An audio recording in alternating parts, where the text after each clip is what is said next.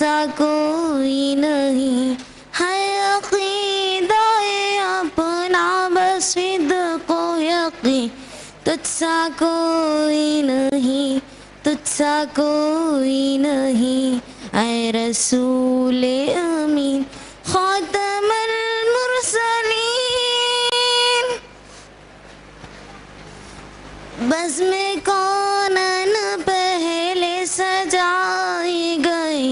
پھر تیری ذات منظر پہ لائی گئی سید الاولین سید الاخرین تجھ سا کوئی نہیں تجھ سا کوئی نہیں سید الاولین سید الاخرین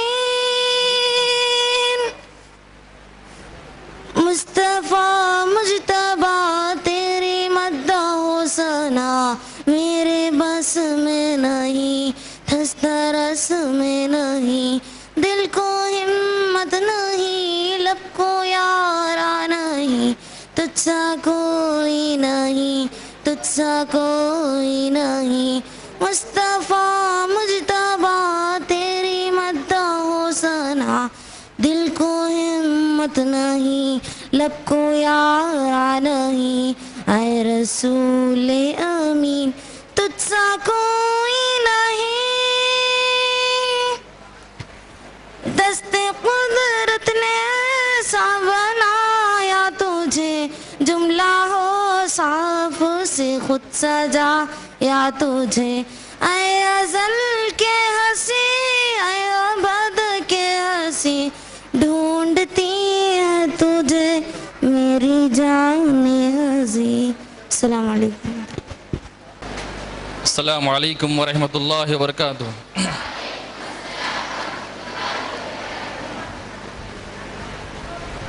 ہمارے لیے یہ بڑی خوشی اور مسرت کی بات ہے کہ ہمارے درمیان ایک عالمگیر شخصیت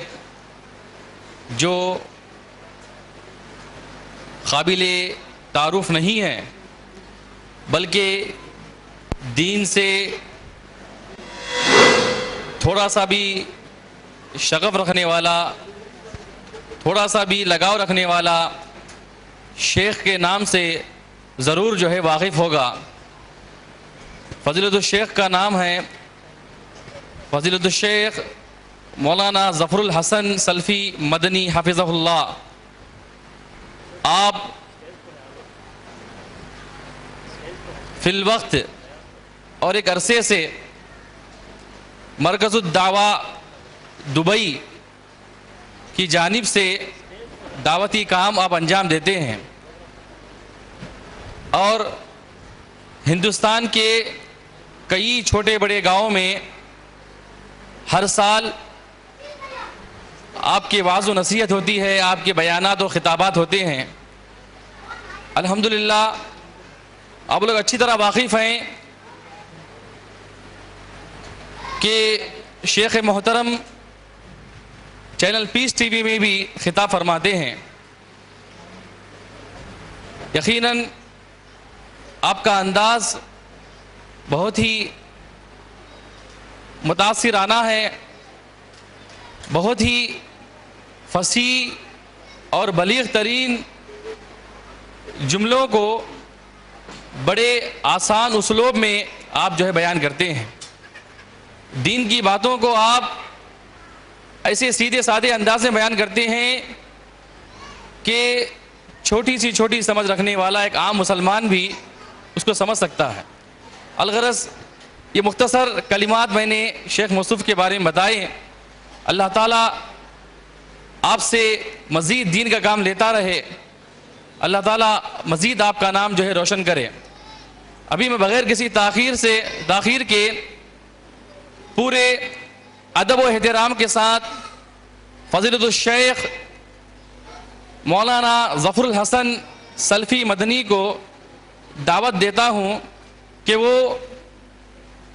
ہم سے خطاب فرمائیں.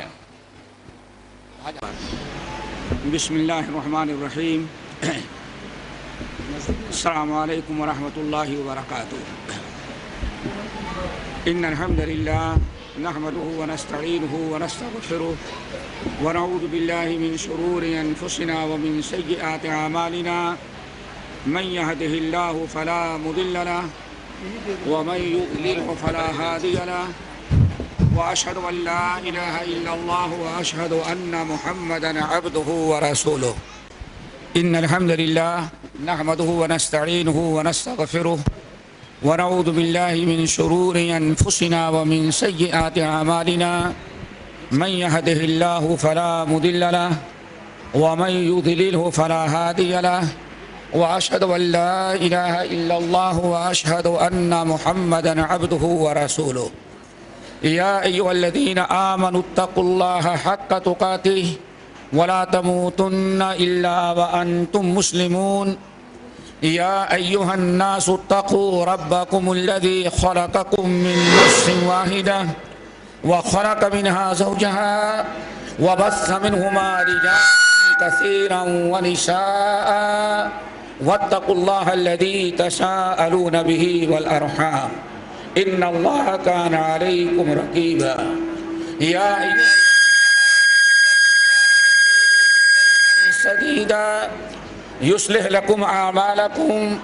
ويغفر لكم ذنوبكم ومن يطع الله ورسوله فقد فاز فوزا عظيما أما بعد فإن خير الحديث كتاب الله وخير الهدي هدي محمد صلى الله عليه وسلم وشر الأمور محدثاتها وكل محدثة بدعة وكل بدعة ضلالة وكل ضلالة في النار فأعوذ بالله السميع العليم من الشيطان الرجيم بسم الله الرحمن الرحيم ثم أورثنا الكتاب الذين اصطفينا من عبادنا فمنهم ظالم لنفسه ومنهم مقتصد ومنهم سابق بالخيرات بإذن الله ذلك هو الفضل الكبير علماء کرام، صدر اجلاس، دینی ماں اور بہنوں، ساری معلمات اور پیاری طالبات اور بچیوں، ہم نے آپ حضرات کے سامنے جس موضوع پر ہمیں گفتگو کرنے کا حکم دیا گیا ہے اسی کی مناسبت سے ہم نے سورہ فاطر کی آیت نمبر 31 پڑھی ہے۔ ثم اورثنا الکتاب الذین اصطفینا من عبادنا فمنهم ظالم لنفسه ومنهم مقتصد ومنهم سابق بالخيرات بإذن الله ذلك هو الفضل الكبير۔ یہ آیت جو ہم نے پڑھی ہے موضوع سے مناسبت رکھتی ہے،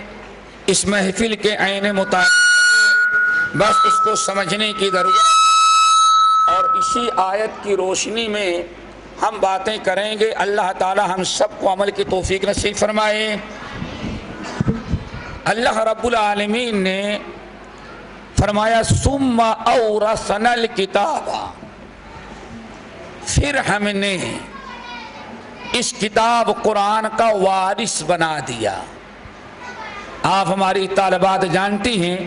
کہ یہاں لفظ ثم آیا ہوا ہے۔ ثم کا مطلب ہے کسی چیز کے بعد ہے۔ ثم اورثنا الکتاب الذین اصطفینا من عبادنا، پھر اس کے بعد، کس کے بعد؟ ہم نے، اللہ فرمائے کہ اپنے نبی کو ہم نے کتاب دیا، جبرائیل امین لے کر کے نازل ہوئے، ہمارے نبی نے ہماری کتاب لوگوں کو پڑھ کے سنا دیا۔ ثم اورثنا الکتاب الذین اصطفینا من عبادنا، ہمارے نبی کے دنیا سے چلے جانے کے بعد یہ کتاب لاوارث نہیں رہی، بلکہ ثم اورثنا الکتاب الذین اصطفینا من عبادنا، نبی کے بعد پھر ہم نے اپنے اس کتاب کا وارث اپنے ان بندوں اور بندیوں کو بنایا جن کو ہم نے دین کی خدمت کے لیے چن لیا تھا، منتخب کیا ہے۔ ثم اورثنا الکتاب الذین اصطفینا من عبادنا، ہم نبی کے بعد پھر ہم نے اس کتاب کے وراثت کے لیے، اس کتاب کا وارث بنانے کے لیے ہم نے دنیا کے تمام لوگوں کو نہیں بنایا، بلکہ اصطفینا من عبادنا، ہم نے ان کروڑوں اربوں خربوں بندوں میں سے کچھ کو منتخب کیا، اور اللہ تعالیٰ نے اس کو منتخب کر لیا اپنی کتاب کی وراثت کے لیے۔ وہ بڑا خوش نصیب ہے، اور جس کی اولاد کو اللہ تعالیٰ نے اپنی کتاب کی وراثت کے لیے چن لیا، وہ ماں باپ بھی بڑے خوش نصیب ہیں۔ اللہ رب العالمین نے پھر آگے ارشاد فرمایا، ہم نے جن کو کتاب کا وارث بنایا، وارث بنانے والوں میں بھی 3 قسم کے لوگ ہو گئے، وہ بھی سب یکساں نہیں ہے، وہ بھی 3 قسم کے ہیں۔ رب العالمین نے فرمایا فَمِنْهُمْ ظَالِمٌ لِنَفْسِهِ، ان میں تو کچھ ایسے ہیں جو خود اپنے ذات پر ظلم کرنے والے ہیں۔ ہم نے بنایا تو وارث، لیکن وراثت کو انہوں نے اچھی طرح سے قبول نہیں کیا، یا وراثت کا حق ادا نہیں کیا۔ نمبر 2 وَمِنْهُمْ مُقْتَصِدٌ، اور ان میں کتنے ایسے ہیں جو بیچ کے ہیں، بیچ والے لوگ ہیں۔ ہم نے وراثت تو ان کو وارث بنایا، وراثت ان کو ملی، لیکن بہت زیادہ وراثت سے فائدہ نہ اٹھایا۔ لیکن تیسری قسم کے لوگ جو ہیں، تیسرے قسم کے بندے ہمارے، رب العالمین نے فرمایا وَمِنْهُمْ سَابِقٌ بِالْخَيْرَاتِ بِإِذْنِ اللَّهِ، اور جن بندوں کو ہم نے وارث بنایا ان میں ایک بڑا طبقہ ایسا ہے کہ اللہ کی توفیق سے وہ نیک کاموں میں بہت ہی زیادہ سبقت کر ڈالے، اور سبقت کر جانے کے بعد رب العالمین نے فرمایا ذالک هو الفضل الکبیر، یہی بہت بڑا اللہ تعالیٰ کا فضل ہے۔ اب اس آیت کا معنی جو ہم نے ترجمہ آپ کے سامنے پیش کیا، ہماری بہت ساری بچیوں نے پڑھا ہوگا، اور استاد نے صحیح بخاری اور مسلم کی حدیث ان کو سنائی ہوگی، جس سے مزید وضاحت ہو جاتی ہے۔ رسول اللہ صلی اللہ علیہ وسلم کی حدیث امام بخاری اور مسلم رحمہم اللہ نے حضرت ابو موسیٰ الاشعری رضی اللہ تعالیٰ عنہ سے نقل کیا کہ نبی علیہ السلام نے فرمایا مثل ما بعثنی اللہ بہ من الہدی والعلم کمثل الغیث الکثیر اصاب منها ارضا فكانت منها طائفة طيبة فقبلت الماء فأنبتت الكلى والعشب الكثير، ومنها أجادب فأمسكت الماء فنفع الناس فشرب الناس فسقوا وزرعوا، ومنها كيآن لا تمسک ماء ولا تنبت قلعا۔ نبی علیہ السلام نے اس طویل حدیث کے اندر ایک بڑی پیاری تشبیہ دی، فرمایا اے لوگو مثل ما بعثنی اللہ بہ من الہدی والعلم، اللہ نے ہمیں جو علم لے کر کے بھیجا ہے، اللہ تعالیٰ نے اپنے نبی کو جو علم لے کر کے بھیجا وہ کتاب و سنت کا علم تھا۔ یہی آپ حضرات کو ہم سمجھانا چاہتے ہیں۔ نبی علیہ السلام فرماتے ہیں مثل ما بعثنی اللہ بہ من الہدی والعلم، اللہ نے ہمیں جو علم لے کر کے بھیجا ہے لوگوں اس کی مثال کیسی ہے؟ نبی علیہ السلام نے مثال دے کر کے سمجھایا، فرمایا اللہ نے مجھے جو علم ہے کتاب و سنت کا لے کر کے بھیجا ہے دنیا میں، اس کی مثال ایسی ہے کمثل الغیث الکثیر، غیث کے مانند ہے۔ اب یہاں ایک چیز سمجھنا ہے آپ لوگوں کو تاکہ حدیث سمجھ میں آئے۔ بارش بادل سے زمین پر ٹپکتی ہے، آسمان سے بارش آتی ہے تو عربی زبان میں اس کے 2 نام ہیں۔ ایک بارش تو وہ ہے جس کو مطر کہا جاتا ہے، میم تا را مطر، اور دوسرا ہے جس کو غیث کہا جاتا ہے، غین یا اور سا غیث۔ اللہ کے نبی علیہ السلام نے جو قرآن و سنت کا علم لے کر کے آپ دنیا میں آئے تھے اس کی تشبیہ کے لیے آپ نے غیث بتایا، بارش نہیں، مطر نہیں۔ اللہ رب العالمین نے ہمیں جو علم لے کر کے بھیجا اس کی مثال غیث کی ہے. غیث اور مطر میں فرق کیا ہے وہی اصل میں سمجھنا ہے آپ لوگوں کو. مطر تو کہتے ہیں بادل اٹھا، بارش ہوئی اور بادل ختم ہو گیا، پانی بہ گیا، زمین گیلی ہو گئی، ہمارے کچھ نقصانات ہو گئے، بس اس کو کہا جاتا ہے بارش. چاہے دنیا والوں کو بارش کی ضرورت ہو یا نہ ہو، ابھی بارش کا موسم ہے یا نہ ہو، لیکن اگر بارش ہو گئی تو اس کو کہا جاتا ہے مطر. لیکن اللہ کے رسول صلی اللہ علیہ وسلم جو علم لے کر کے آئے تھے، میری ماں اور بہنوں اور پیاری بچیوں، اللہ کے رسول صلی اللہ علیہ وسلم نے اس علم کو مطر کی مثال نہیں دیا، فرمایا غیث کی مثال ہے. اب غیث کس کو کہتے ہیں؟ مطر کہتے ہیں عام بارش کو، اور غیث کہتے ہیں اس بارش کو کہ ایک سال سے، مہینوں سے، سالوں سے بارش بالکل رک چکی ہو، سوکھا پڑا ہو، قحط پڑ چکا ہو، فصلیں تباہ ہو رہی ہوں، باغات سوکھ رہے ہوں، سارے شجر حجر برباد ہو رہے ہوں، اور ایک ایک قطرے پانی کے لیے جانور انسان مر رہے ہوں. اس قدر بارش اللہ تعالیٰ روک لے، ایسا قحط پڑ جائے،